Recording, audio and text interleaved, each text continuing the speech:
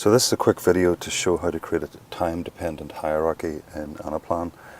I have a structure here of entities rolling into regions like this, these 6 entities into the region. I also have a region structure over here showing the north, south, east, west and so on.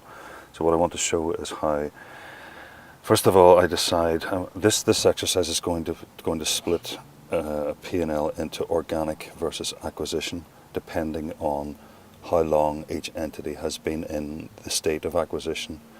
So the first thing is to say, well, how long does a company, do we treat a company or an entity as acquisition, not core? And I've just set this to 365 days, but I can change this to anything.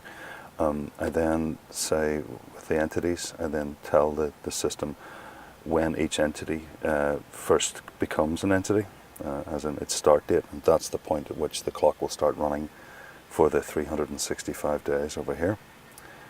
Then what I have is a table that summarizes exactly what the status of each entity is. I'm looking at entity 5 here, and if I look back to entity 5, I see it started on the 1st of January 2016.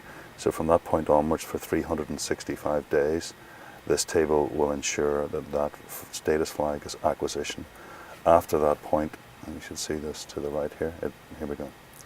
In January 17, 365 days later, it switches to organic from this simple if formula here. And then finally, when I bring my data together in the P&L, I will see for entity 5, if I just change this all status to just acquisition first of all.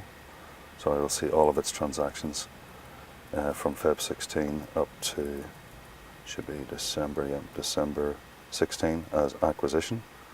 And then if I change the flag, I'll see that from then on it is organic. So that's how you create a simple time-based hierarchy in Anaplan.